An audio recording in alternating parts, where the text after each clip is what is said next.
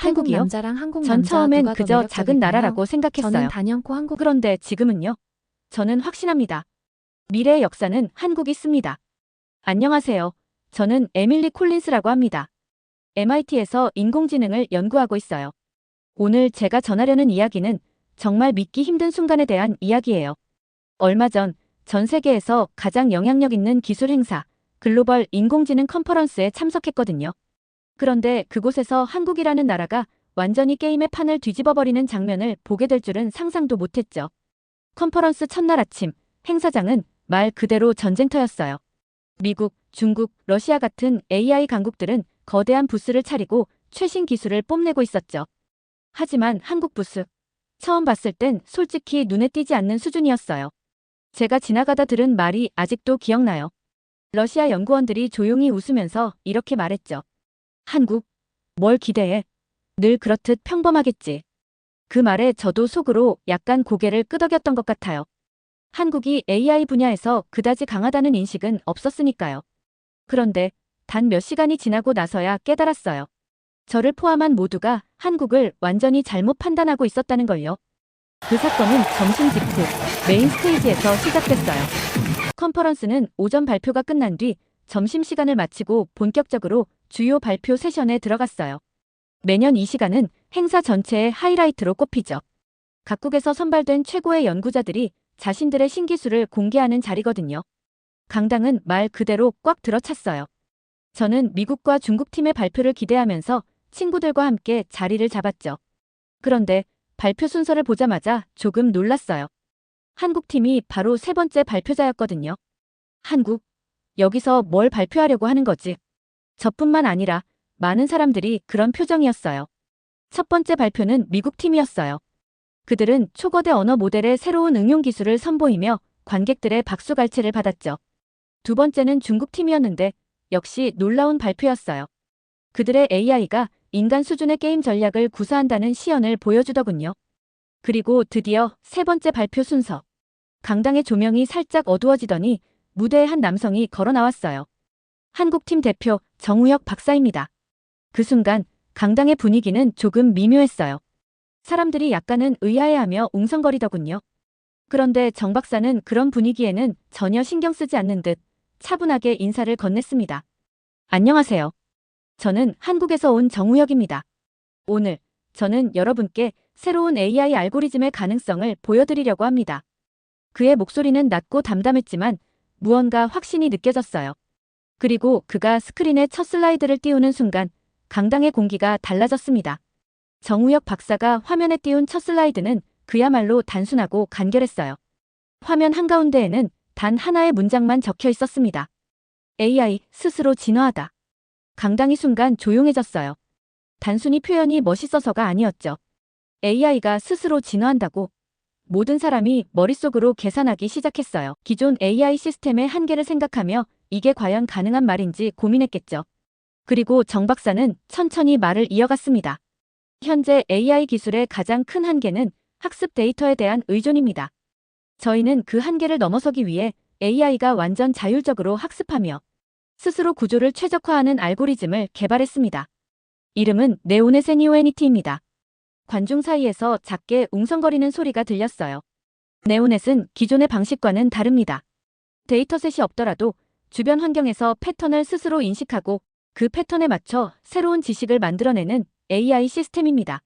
지금부터 그 과정을 직접 보여드리겠습니다. 그가 리모컨을 눌러 화면을 전환하자 거대한 시뮬레이션 영상이 나타났어요. 영상 속에서 네오넷은 아무런 입력 데이터 없이 추상적인 문제를 스스로 해결하기 시작했죠. 사람들이 집중하며 지켜보는 사이 네오넷은 점점 더 복잡한 패턴을 만들어내더니 완벽한 해답을 찾아내는 모습을 보여줬어요. 강당 여기저기서 작은 탄성이 터져 나왔습니다. 하지만 이때 러시아 팀의 대표 이고르 페트로프가 손을 들며 질문했어요. 그의 목소리는 비웃음을 섞은 듯한 톤이었죠. 아주 흥미롭습니다. 하지만 이건 단순한 시뮬레이션일 뿐입니다. 진짜 환경에서 과연 이렇게 작동할까요? 실험 데이터를 보여주시죠. 정 박사는 그 질문을 피하지 않았어요. 오히려 여유롭게 웃으며 대답했죠. 좋은 질문입니다. 그래서 준비한 게 있습니다. 지금 바로 여기서 시연을 보시죠. 그 순간 강당 전체의 긴장감이 고조됐어요. 관중들이 모두 앞으로 몸을 기울였죠. 무대 뒤에서 작은 로봇 하나가 등장했습니다. 이 로봇은 제가 네오넷 알고리즘을 적용한 시스템입니다. 지금부터 로봇이 이 방에서 전혀 새로운 환경을 인식하고 이를 기반으로 문제를 해결하는 모습을 보여드리겠습니다. 정우혁 박사가 손가락을 튕기자 로봇이 천천히 움직이기 시작했어요. 그리고 몇 초 만에 사람들은 깜짝 놀랐습니다. 로봇이 주변 사물들을 완벽히 인식하고 그 정보를 바탕으로 즉석에서 새로운 동작을 만들어냈기 때문이죠. 강당 전체가 숨을 죽였어요. 모두가 알고 있었거든요. 이건 기존의 어떤 AI 기술로도 불가능한 일이란걸요. 정우혁 박사가 마이크를 잡고 조용히 덧붙였습니다. 이것이 바로 네오넷입니다. 이제 AI는 단순히 프로그래머가 시킨 일을 하는 존재가 아닙니다. 스스로 진화하며 창의적으로 문제를 해결하는 새로운 차원으로 도약했습니다. 정우혁 박사의 발표가 끝나자 강당 전체는 순간 숨이 멎은 듯 조용했어요. 그리고 곧이어 곳곳에서 박수 소리가 터져나왔죠. 하지만 모든 사람이 그 성과를 기쁘게 받아들인 건 아니었습니다. 특히 러시아 대표 이고르 페트로프와 중국 연구팀의 왕리엔 교수는 매우 불편한 얼굴로 무언가를 속삭이고 있었죠. 그리고 곧 이고르가 다시 손을 들고 일어섰습니다. 박사님, 아주 훌륭한 시연이었습니다. 하지만 제가 보기엔 몇 가지 중대한 의문점이 있습니다. 먼저, 이 로봇이 정말 완전 자율적으로 작동했는지 증명할 방법이 있습니까? 혹시 사전에 프로그래밍된 건 아니겠죠? 이고르의 목소리는 가시처럼 날카로웠습니다. 일부 관중들은 고개를 끄덕이며 동조하는 분위기를 보였죠. 정우혁 박사는 잠시 말을 멈췄지만 이내 침착한 목소리로 답했습니다. 물론입니다. 네오넷은 사전 프로그래밍 없이 순수히 환경 데이터로 작동합니다. 제가 여기서 다시 시연해도 괜찮을까요? 이고르는 고개를 끄덕이며 비꼬듯 말했죠. 그렇다면 지금 즉시 이 강당 안에 완전히 새로운 문제를 주어보시죠. 네오넷이 과연 스스로 해결할 수 있을지 모두 지켜보겠습니다. 정우혁 박사는 조금도 주저하지 않았습니다. 좋습니다. 원하시는 대로 하죠. 곧 이고르는 강당 뒤쪽에 설치된 복잡한 구조물들을 가리켰습니다. 그것은 컨퍼런스 전시를 위해 제작된 임시 구조물이었죠. 이 로봇이 저 구조물의 꼭대기까지 올라가 무언가를 가져올 수 있다면 인정하겠습니다. 물론 사전 데이터나 지도 없이 말입니다. 관중들은 술렁거렸습니다. 이건 단순한 도전이 아니었어요. 구조물은 매우 복잡했고 로봇이 가는 길에 예기치 못한 장애물도 많았기 때문이죠. 정우혁 박사는 여유롭게 웃으며 로봇을 작동시켰습니다. 좋습니다. 네오넷의 능력을 증명할 기회를 주셔서 감사합니다. 로봇은 구조물 앞에 멈춰서더니 주변을 스캔하기 시작했습니다. 그리고 곧 천천히 움직이기 시작했죠. 관중들은 숨을 죽이고 지켜봤습니다. 그런데 예상치 못한 일이 벌어졌습니다.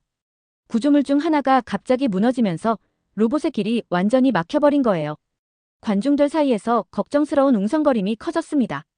중국 연구팀의 왕리엔이 비웃으며 말했죠. 보세요. 로봇은 결국 프로그래밍된 경로가 없으면 제대로 작동하지 못합니다. 이건 단순한 기술적 한계를 드러낸 겁니다. 하지만 로봇은 멈추지 않았습니다. 정우혁 박사는 미소를 잃지 않은 채 조용히 말했죠. 조금만 기다려보시죠. 네오넷은 한계 상황에서 진가를 발휘합니다. 로봇은 새로운 경로를 탐색하며 차근차근 장애물을 넘기 시작했습니다. 사람들은 눈을 크게 뜨고 그 과정을 지켜봤습니다. 로봇은 스스로 주변의 물건을 활용해 임시 발판을 만들고 새로운 길을 열었습니다.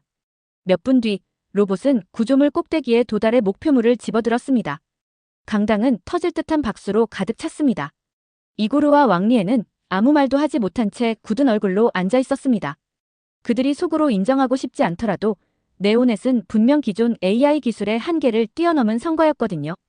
정우혁 박사의 발표는 점점 더 많은 사람의 시선을 끌고 있었습니다. 하지만 러시아의 이고르 페트로프가 다시 손을 들며 날카로운 질문을 던졌습니다. 흥미로운 시연입니다. 그러나 이 기술이 정말로 모든 환경에서 작동한다고 보장할 수 있습니까? 혹시 오류가 발생한다면 시스템은 이를 스스로 복구할 능력이 있나요? 그의 말에 강당 안의 분위기가 묘하게 긴장감으로 바뀌었어요. AI 기술에서 오류 복구는 가장 큰 난제였거든요. 사람들은 숨죽인 채 정우혁 박사의 대답을 기다렸습니다. 그는 잠시 침묵하더니 차분한 목소리로 말했어요. 좋은 질문입니다. 그렇다면 제가 준비한 마지막 테스트를 보여드리겠습니다. 화면 전환 네오넷 로봇이 일부러 복잡한 오류를 설정한 환경으로 옮겨졌다. 정 박사는 직접 키보드로 로봇의 메인 시스템에 오류를 주입했습니다. 관객들 사이에서 긴장된 탄성이 터졌죠.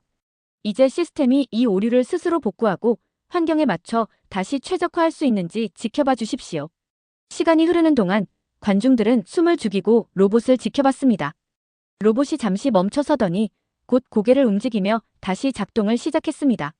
그리고 몇 초 후 로봇은 주변 환경을 완벽히 파악한 후 새로운 행동 패턴을 만들어냈죠.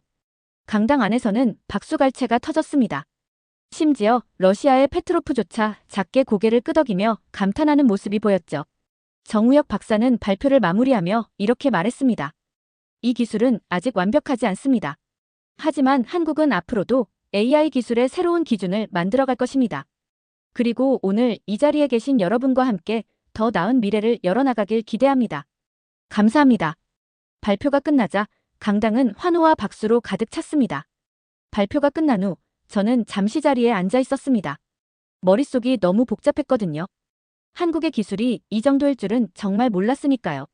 미국과 중국이 모든 것을 주도한다고 믿었던 제가 부끄러워질 정도였죠. 그날 이후 저는 결심했습니다. 한국에 가서 직접 이 놀라운 기술이 어떻게 탄생했는지 배우고 싶다고요. 여러분, 어떻게 보셨나요? 오늘 제가 들려드린 이야기는 단순한 과학기술의 성과가 아닙니다. 이건 작은 나라, 한국이 어떻게 창의성과 노력으로 세계를 바꿀 준비를 하고 있는지에 대한 이야기입니다. 저는 아직도 그날의 박수 소리와 환호가 생생하게 들려요. 여러분도 언젠가 한국에서 이 같은 놀라운 순간을 직접 경험해 보길 바랍니다.